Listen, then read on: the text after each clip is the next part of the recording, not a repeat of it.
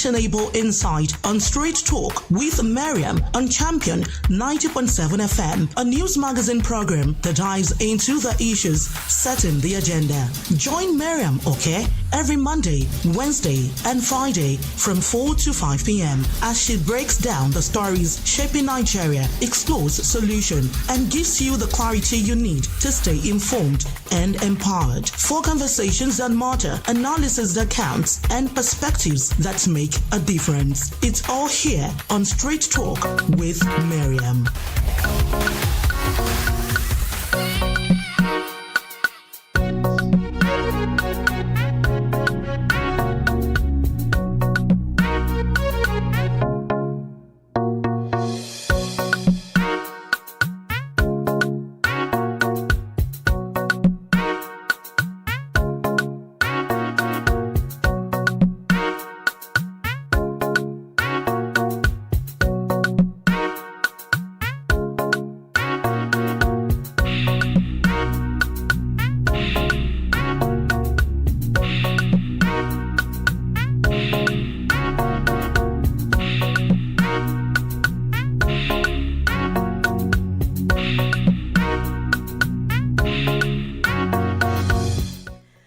It's a very pleasant afternoon from the studios of Champion 90.7 FM, and this is Straight Talk with Mariam.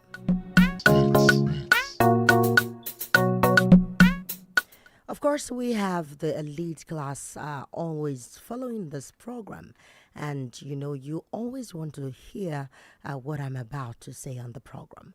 What is she saying? Who is she bringing on the program? Are we talking about governance? Are we talking about security? Are we talking about, things that are unfolding every morning in Nigeria?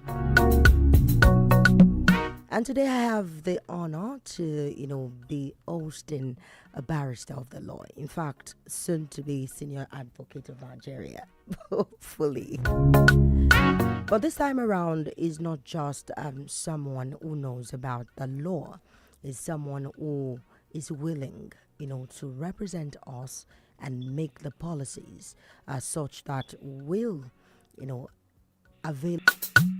Well, I'm not doing any such thing as campaign on the program. What I am doing right now is asking the salient question: what are we going to be benefiting from, people at the ends of affairs, because we cannot just talk about Nigeria without talking about people that controls the country.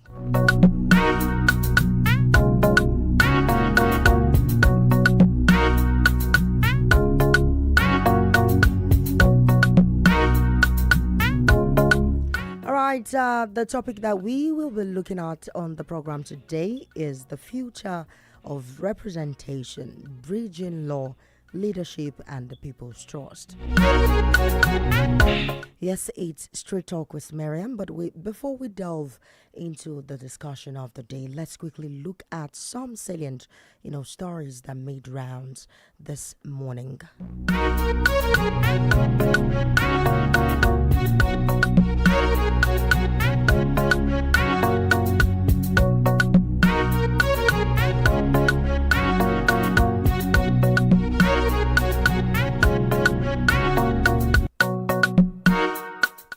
All right, first thing we will be looking at this afternoon is a story that evolves around the increasing public demand for transparency in governance, which continues to dominate national discourse, with civil society groups calling for more open legislative processes and improved access to public records.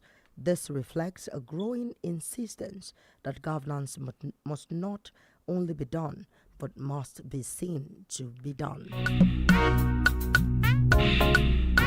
And secondly, we have conversations around constitutional reforms and electoral accountability, which are, of course, gaining momentum, and particularly on how to strengthen institutions and ensure that elected representatives remain directly answerable to their constituents throughout their tenure. And thirdly, we have concerns over the widening trust gap between citizens and public office holders, which remains significant. Existing legal and political frameworks truly guarantee effective representation or merely sustain the status quo. All right, my guest today is someone who have a very, very deep insight into governance. He is a legal practitioner, and we are going to be looking at things from the legal angle because we have this story that will continue to make rounds. It's the story about the judiciary stepping, or should I say, meddling into the political affairs. And Nigerians are saying, why should that be? Of course, you will say that, no, we shouldn't be having the judiciary do such. Why should, they say this is what we should be having as a record?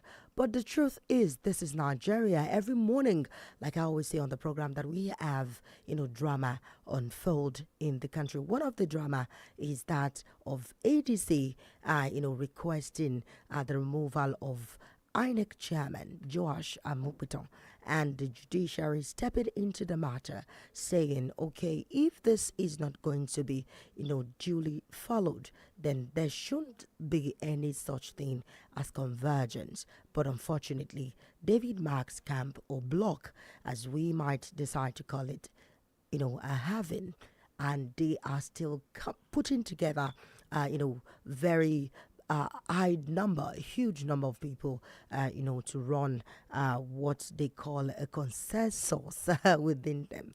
But I am not here to, talk down on any political party. I am very neutral. I'm a media practitioner and, more like a medical person. My own is to talk about what's going on in the news.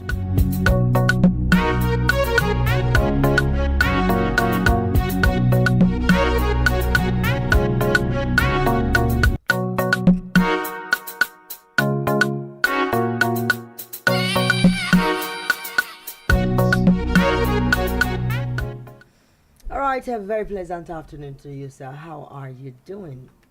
Well, Mariam, I'm very well today. How are you doing too? I'm very well, thank you. When I told people that I would be having, a representative who would have actually decided to give the people of Ikeja life that they need. And they've been like, Mariam, where's this person? They have been saying stuff about him. We want him to talk to us. We want him to address us. And we want to, pen down what he has for the people of Ikeja. But you're not here for a campaign, like you rightly said before. We, came on the YouTube and Facebook channel, to discuss this. You said, no, I'm not here to campaign. Of course, you're not here to campaign, but you are here, to say, on my honor, I'm going to say the truth and nothing but the truth. How are you doing once again? So that you will be very, very comfortable before I start pushing the questions to you. Mariam, I'm very good today, and it's a pleasure being on Champion FM. All right, 90.7. All right, sir. Can you please do a mini address of yourself on the program? Yeah, my name is Wale Ajala. I am a legal practitioner, and by coincidence, I do politics, and I show much interest in politics. By coincidence. Yeah, yes. Coincidence. Yeah. You have to explain that coincidence. Yes, I will explain to you. Please explain the coincidence. Yeah, because as a legal mind and somebody who is actually in practice, you understand, my focus is much on law. Okay. And by peradventure, I find myself in politics, especially the ruling party. And as such, I felt as a legal mind, as a lawyer, there are so many things we can offer, especially at the legislative arm of the government. That is why I say, okay, by coincidence, yes, I became a politician because I have a focus. You have a focus, or you are focused on the money? Money? Yes. Well, we thank God for what God has done in our life. It's not about money. It's about how we can assist our people. Okay. It's about what can we do to uplift our constituency. Okay. What can we do to show that we are good representative of our community. So what makes a good representative? Yeah, exactly. I would tell so many things are going on in the country today. Okay. You understand me? A lot of our people, they come to power, they forget that they are representing some sect of opinion.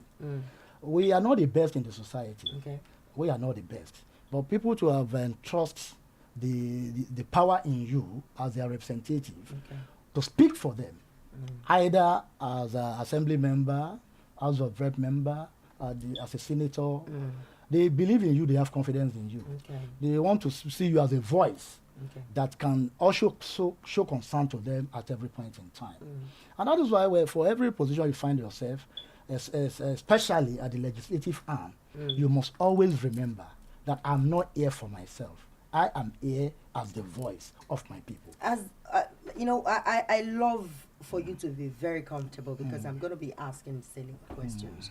And it's so unfortunate that in Nigeria, when you hear from a legislator saying that I want to, represent my people, I want to do this, I want to do that, and we are here to make rules and regulations that will, of course, favor the country. But unfortunately, we are seeing policies that are not, so good, and it's not sitting well with the members of the public. But that's not actually where I'm going. Now we have a whole lot of, political fraction, and it's affecting our, legislature, as such that decisions are not being made because they want to really make the decision. They always wait for the executive arm to give order. And that is the problem we are having with the appointment of Joash Amokwito now as the INEC chairman. Right or right? You are very correct. I'm very correct. Okay, we have that problem now. And they said, no, it was not properly scrutinized. You people appointed him, or no, you endorsed him because it's coming from Tinubu, who is the biggest godfather in the country. And that brings me to your personality. That okay, I think Ago is going for whatever because he has a godfather who spends a whole lot of money to ensure that he gets the ticket, he becomes the representative, and he's got nothing to offer. That is what we see. People talk down on people, and at the end of the day, you see that this person that they are blackmailing or saying some stuff about is actually going to represent well. But the big question is, are the legislators now, are they really there for the people? Thank you very much, Mariam. You see, governance is about adequate representation. Okay. And the moment you make up your mind that you want to go and represent your people, your constituency, at any level whatsoever, you must always have it at the back of the mind that it's a genuine representation. Genuine representation in the sense that you have to leave your personal aggrandizement. You have to be focused to show that, okay, whatever I do today is going to speak for me tomorrow. Okay. And once you are able to represent your people adequately and effectively, it's going to speak for you at another day. You understand? Yes, I've been in the Kenya politics for a while. I do my politics and I also study the template. I see how it runs, I see how it goes. And I believe that what people really admire much, it's not about the money you give to them. It's about seeing you as a push for them, seeing you as a voice of them, seeing you as somebody they can always rely upon at any point in time. That my constituency, this is what we need, and you are able to get to the assembly to showcase what your people need and to actually get it for them. I agree with you, the issue of imposition, left, right, and center at times, it's all over. It's not just in our party, APC. You understand me? But I think the narrative is changing now. How? Because I don't believe it is changing. It's changing, guys. It's changing. If the president of the Federal Republic of Nigeria today, His Excellency Asiwaju Bola Ahmed Tinubu, he went through the process of primary election before he became the president of Nigeria today. Okay. Are you aware? Yeah. No. And the new electoral law is very, very clear. Where there is no genuine consensus by signing, you go to primaries. Okay. This is the only way you can showcase the democratic tendencies, where everybody will go for the field. If you win, I have won convincingly. If you lose, you go back home, I have lost, genuinely. So everybody will now come together as a united family in the party to work for the interest of that party. Do you know that that Electoral Act 2026 that you just mentioned is not that clear to people? Yeah, how? Can you make it clear? How?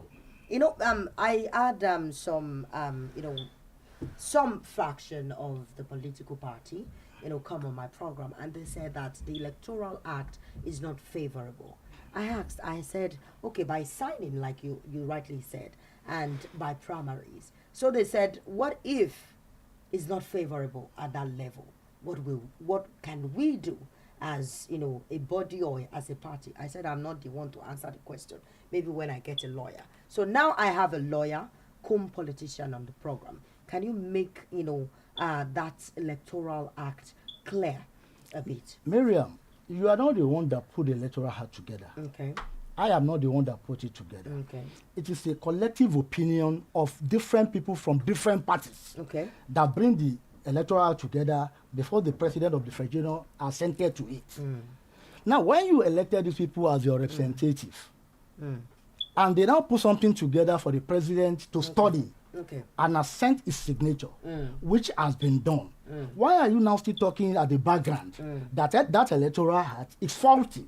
Does it mean you don't have confidence in people that you have elected into position to sit down, to protect you, to look at your interest, to juxtapose your position? So what are you talking about? For every electoral process, they will always condemn the INEC chairman because they will believe that the government of the day who has appointed is going to... Because that is what is on the mind of every Nigerian. Yeah, it's not every Nigerian. Let's say every Nigerian, because if they have actually, successfully, painted it to look that, way.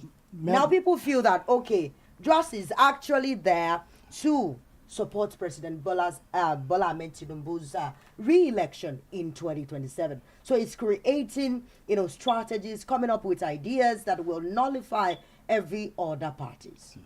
Mariam, Joel Mukweton, have you forgotten that he's a professor of law? A man who rise from the grass to grace. Okay. A man who I believe will always have to protect his own honor and integrity.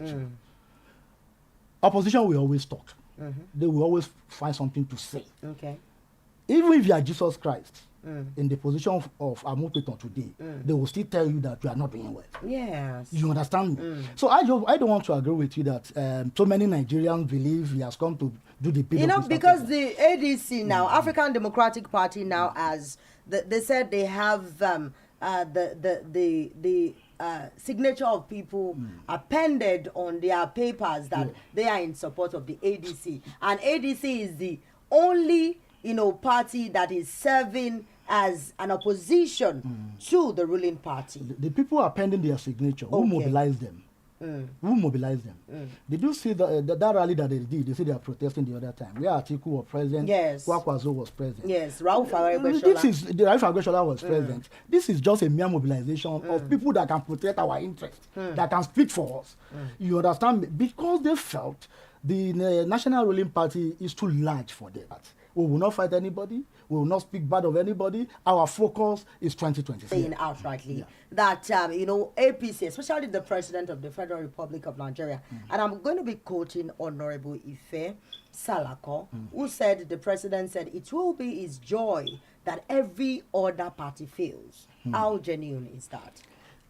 For every other party to fail, we are APC. I am a member of the All Progressive Congress. Okay. Your winning or your losing as opposition party depends on you. Okay. Mine is to do my work accordingly as a political party, to make sure I triumph in the election, to make sure I mobilize for my own election, to make sure I consolidate the good work we have done for people to see that one good term deserves another. You understand me? It's not about your failure. Your failure lies in your hand. It's none of my own business. Our focus as All Progressive Congress is that our president has been there for 3 years plus. He has done fantastically well. We need another opportunity for him to come and consolidate the good work he has been doing. Fantastically well in causing pain and anguish in the country. What do you mean by pain and anguish? Because the the policies are not that favorable. This is Straight Talk with Mariam. Yeah. We are going to be very factual on the program because you will know. I don't know if you are experiencing it. Maybe because you are a rich, politician. Mariam, I'm not rich in any way. Or a rich lawyer. I'm not rich in any way. You are not rich in any way. I'm not. But you are rich educationally. Yeah, educationally, yes, You are I'm rich. equipped. You are looking good, sir. I may be looking good, does not mean I'm rich. You look rich, I sir. just felt, yes, I'm just going to a studio, I must look good. Okay. And that's why I look good you all see, the he's using that tactics of a politician for me on That the is why I program. look good all the time. Yeah. Okay, now Nigerians are crying. We are in so much pain. The policies are not favorable. Yeah. The reforms are coming, but is it favoring Nigerians? Yeah, there are so many reforms that the president has embarked upon. When the president came to remove the oil subsidy, we were all crying. No, this is difficult, this is hard. But today, the proceeds from such are coming to the state, coming to the local government. We can see a lot of developmental projects around. I am in Lagos. I am in Ojoju and Ikeja. I want to speak for Ojoju. Okay. The other time I came to Lagos, I think about 6-7 months ago, office is in Abuja, and my Lagos office is in Lagos, up by here. But you don't know, and you cannot feel our pain as a Lagosian, as an Ikejian. How do you mean I don't feel your Ojoduan. pain, Mariam? How do you mean I How don't will feel you pain? represent us staying in Abuja? I don't stay in Abuja.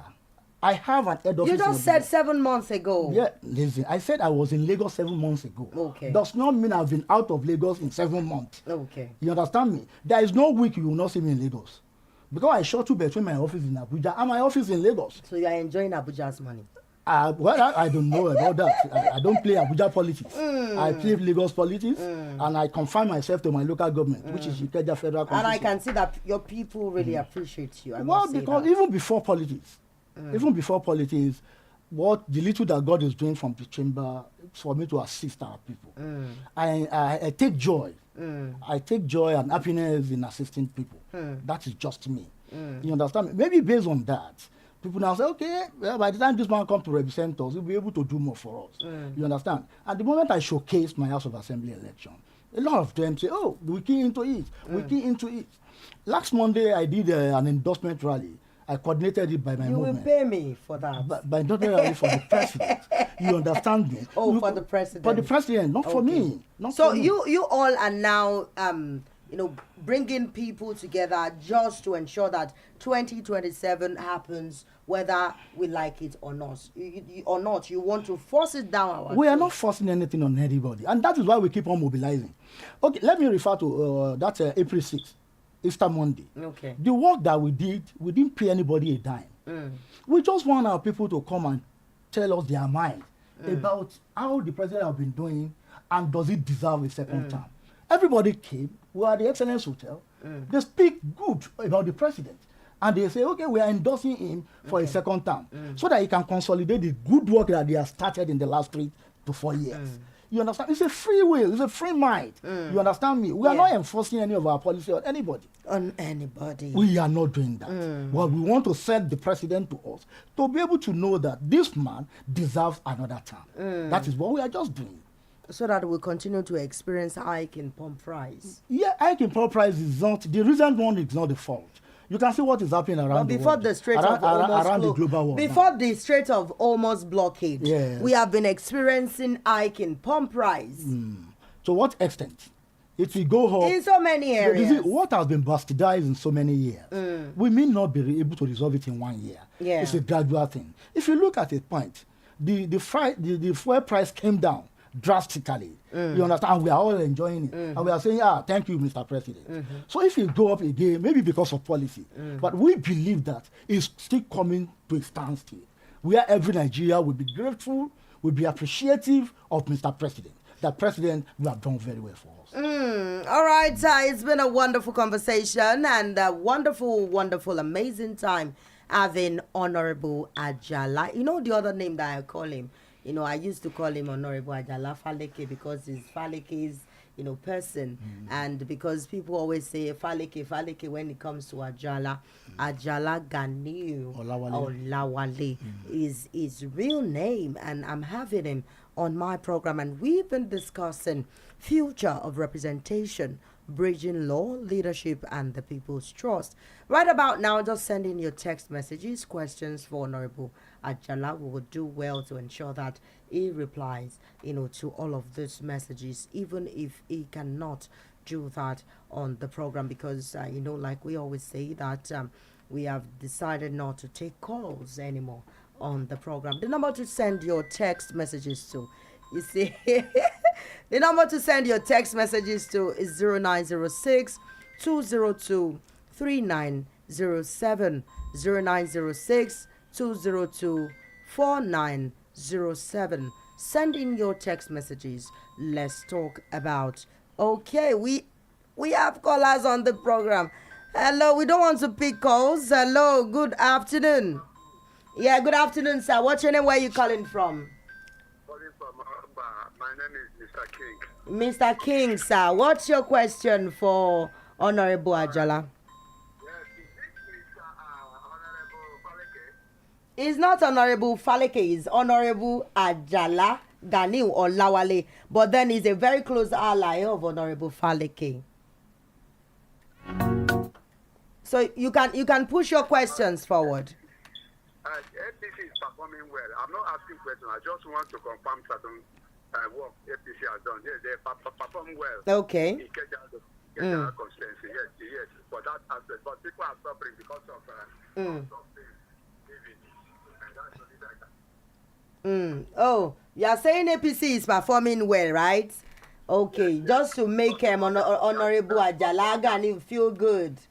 Yes, but Sir, you can speak, sir. Yeah, thank you so very much, my good brother. I'm so much flabbergasted that you appreciate the work we have been doing. It's a very wonderful one. When people call me Ajala Faleke, I feel very much elated that I identify with a very good man. That is the man who have changed the narrative of politics, especially in the Kenya federal constituency. So when they call Ajala and say, "Yeah, I'm a Faleke," I'm always very, very amazed because I'm not associated with a failure. You understand me? Okay. It's my leader. Is my role model. You are not here to promote your leader, else you will pay me on the program. All right, we'll go on a short break. Please send your text messages. You see why I said I don't want to entertain so much calls on the program. But then I love the fact that you're always ready to listen to us, watch our programs, and ask salient questions on the program. This is Straight Talk with Mariam, and Straight Talk will be right back after this very short break.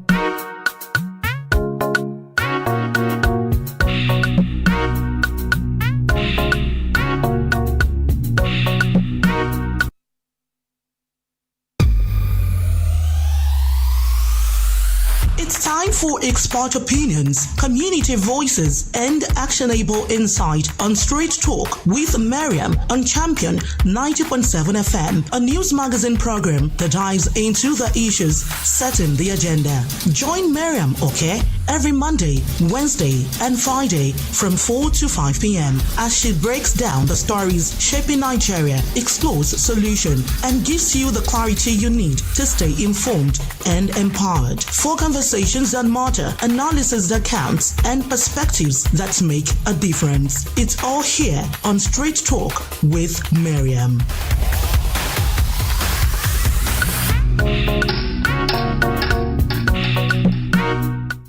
Welcome back. If you're just joining us, this is Straight Talk with Mariam, on Champion 90.7 FM. When I actually invited Honorable Ajala, I felt he was, trying to run away from my questions, having to, tell me, Mariam, I'm busy. Mariam, I will be available. Mariam, I'm in Abuja. Now I know that our representative is in Abuja.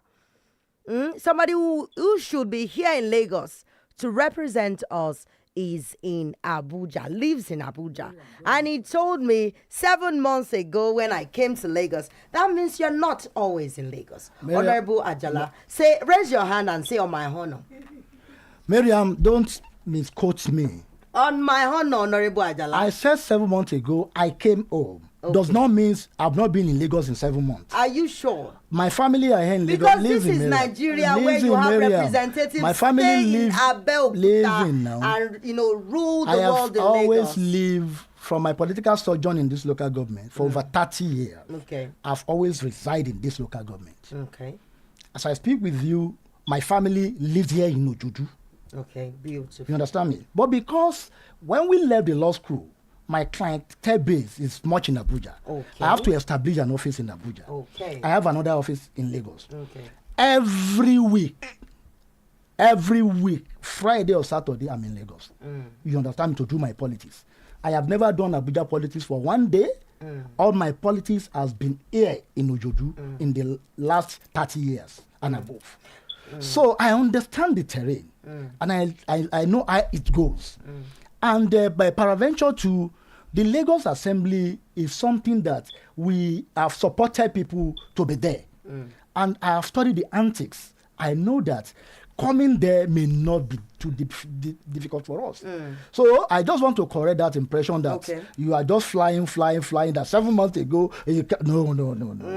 Okay. It's just a period I come and I saw some development that the council chairman of Uju has done. And as such, that made me to support him fully for his second term. All right, let's talk about public trust now. We are talking about rebuilding. We said we are going to be talking more about, what we call rebuilding public trust, bridging law, leadership, and the people's trust. Now, a whole lot of people have lost, trust in this administration. In fact, in Nigeria as a whole, because things seem not working like they have, actually envisaged it, that okay, in the next 5 years this is what I should be doing. You have a graduate who is waiting to get a job and waiting on God, like somebody who's looking for a child for 5-10 years. He or she is here to get a job. That is what we experience, and we just pray and hope that it will be better in the next dispensation. But the truth is that the trust is eroded. How can we now get the law to bridge the gap between people trusting leadership and leadership doing justice to things that should be done for the people?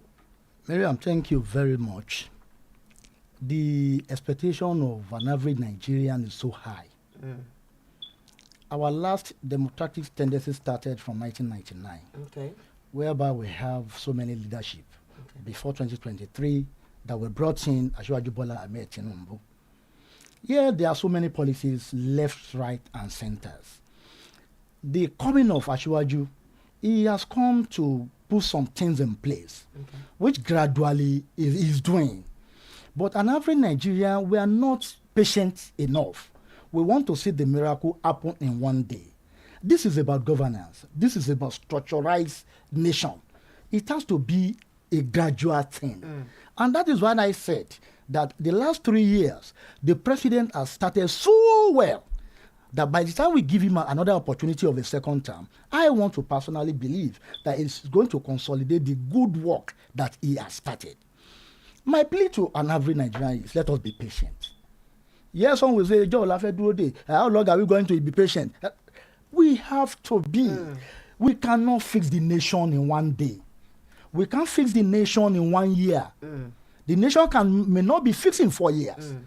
But by the time we take it to another term of another 4 years, I know the president will have done a lot that most Nigerians will appreciate. Okay. I am of that opinion. Yeah, of that opinion. Yeah. I'm going to hold that and I will use it against you in the court of law. Thank you so much. All right, so let's talk about, the judiciary meddling into political affairs. What's your take on that? It's still an opinion, the judiciary. our people are now believing that the executive have much interest on the judiciary because most of these judges is by appointment. Okay. We agreed. It doesn't mean they have lost their principle. It does not mean they have lost their integrity. It does not mean they are not standing on the side of the law.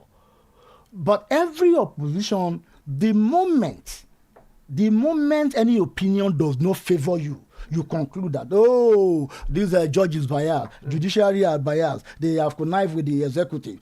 That is the talk all over. I must tell you as a legal mind, I know so many of the judges in the courtroom. We are not Father Christmas that we just award judgment just like that. It is what you bring to the courtroom. We look at the merits, we look at the barometer surrounding before we pronounce our judgment. And any judgment pronounced, I believe the judge or the justice will be able to stand any time to defend whatever they have done. So can the judiciary actually defend why they have refused to recognize David Mark, Raoul Faregbeshola, and I think one other person? The answer is very simple. There are factions in the ADC. Okay. The matter is tested in the court of law. Okay. And the court says that this is the faction based on the facts before me. This is the faction that is legitimate.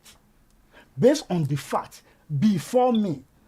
The Raoul Faregbeshola, the David Mark, they still have their right of appeal. Raoul Faregbeshola, according to stories that we've been following for many years now, has a disagreement with the sitting president, President Bola.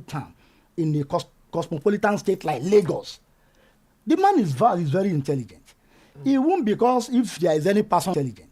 He won't because if there is any personal rift, if there is any rift at all. President Bola Tinubu will not because of that say, I want to enchant another opposition. I want to enchant your party. The issue between Raouf and the president is personal. We cannot dabble into it. And I believe it is personal. We cannot dabble into it. And I believe the president is not doing anything because of that. You understand me? The law must take its course. So whatever you are saying now that Nigerians believe is because of their rift, that is why the vendetta is on them, it's their personal opinion. They are entitled to it. Okay. But that may not be correct. You may have your opinion, I have my opinion. But it does not mean your opinion and my opinion should be correct all the time. That is just the blatter truth. That is the way I see it. So it's not about their rift, if they have rift at all. You understand me? It's about the principle of law. Law says, I don't recognize this faction of ADC based on the fact that I have before me. If you are agitated, you are not entangled with such, then you have a right of appeal. Go to the appeal court. It's just as simple as that. That's the way I see it. Now, let's talk about translating legal expertise into representation. Now you are a lawyer, you're a barrister of the law. You know so much about the law. You have worked and you own your own law firm, I guess. Exactly. And I know that, and that's why you are able to say you're in Abuja and you're in Lagos. Yes. Because I will always reiterate that. Now, how do you marry legal expertise into representation to actually, deliver well? And what we should be looking forward to in our representative? It's always the best for us.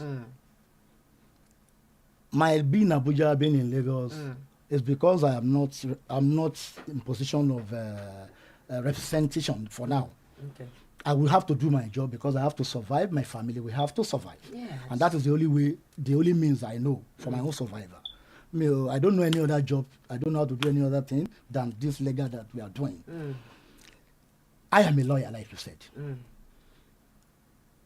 Advantageously to me, for every research work I have done, as an undergraduate student, as a master's student, as a PhD student for now, it has always been on lawmaking. Lawmaking. I have it, lawmaking process in Nigeria. That was my first degree.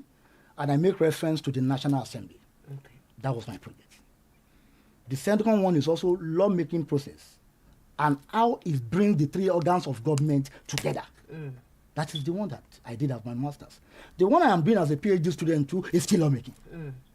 I believe, having researched all of this, By the time I'm in the assembly, if by God's will, I should be able to put all these things, have the sufficient knowledge. Some of our people does not even know the law and its antics. Some of our people don't know it. And yet they have opportunity to be elected as lawmakers. You understand me? Such person or such group of people, will not you deliver. don't expect too much from them. From them, that's actually right. Because the knowledge is not sufficient. You understand what I'm saying? It is always good to assess your aspirant, assess your candidate very, very well before you put your support behind them. Be convinced that this man we are sending to so assignment, he should be able to deliver adequately. It should be a good representative. That it should be a good voice for all of us. Your vote counts as far as I'm concerned. If you vote for me today, you should be able to have a say on me. That one of my votes is one of the votes that took you there. That I must be able to do well, to protect you, to protect the community, to protect the constituency. But where there is no sufficient knowledge, do I go about it? A question for you, Mariam. That's my question for you too. That's true. And then you see people just sit down there. If you are in agreement with this, say nay, say gay, say no, say yes. Mariam, have you noticed that? You only say say gay, say no, say yes. Mariam, have you noticed that? You only say they only say nay. Have you noticed that even in some of our chambers, they don't even argue. Even in some of our chambers, if you watch your news very well, you see some members at the back when legislative proceeding is ongoing. They are already asleep. When legislative proceeding is ongoing, they are already asleep. Because they don't know what to say. You understand me? I follow the National Assembly. So they don't know what to say. And I ask questions. I ask these salient questions that why is it that we are not having people talk? And you just see one person talk about something, the other one talk. Let's talk about strengthening public trust, but because the time is quite running fast and we have to leave the studio. But we will need to talk about public trust, Honorable Ajala. It is very, very important. It's very crucial. In fact, as I am talking about public trust, not just for, the sake of the program. In fact, for the sake of people who feels that you cannot represent us well, then why do we have you there? And if we cannot trust you, we should not even, come out to say we want to do anything with you during the election period. Now, strengthening the public trust and improving governance is what we want to look at. How can we achieve this? We are in a state of complete distrust because many of the public office holder has really disappointed their constituent members, nowhere to be found. So I agree with you, there is a total distrust. Thank you, Honorable Ajala. But we can rebuild it. We can bring that sanity back. Now, how can we rebuild it? Thank you very much. We still go with the last question that you asked. That how do we bring professionalism and legislative assignment together? The moment you start your work, and people see that you are doing well, you are representing them so much well, the confidence will start coming up again. You said the other time that people have lost confidence in the president. As we are saying it, I have seen somebody today that told me that President Bola Ahmed Tinubu is doing fantastically well. Just like the man that just phoned in now, that APC, they are doing well. That is his opinion. My program is not for APC. No, the man said it. I know the man said it. I'm referring to but that. do not reiterate that. The man said it. No, let me just use, I'm just using that as a reference point now. Yeah, exactly. You understand? I understand. That is the man's opinion. You understand what I'm saying about? So we will continue to build the confidence again, the trust again, and which I think it has started now. I must confess to you. It has started in the sense that many of the voters today, they now believe that if we elect you for a term, you did not do well, your second term is not sure for you. It's happening now. You understand me? And that is why we said, okay, let's also come out to tell our people few things about us, to see how we can bring effective and meaningful representation, and see how they will accept it. And people are really accepting it. Thank you.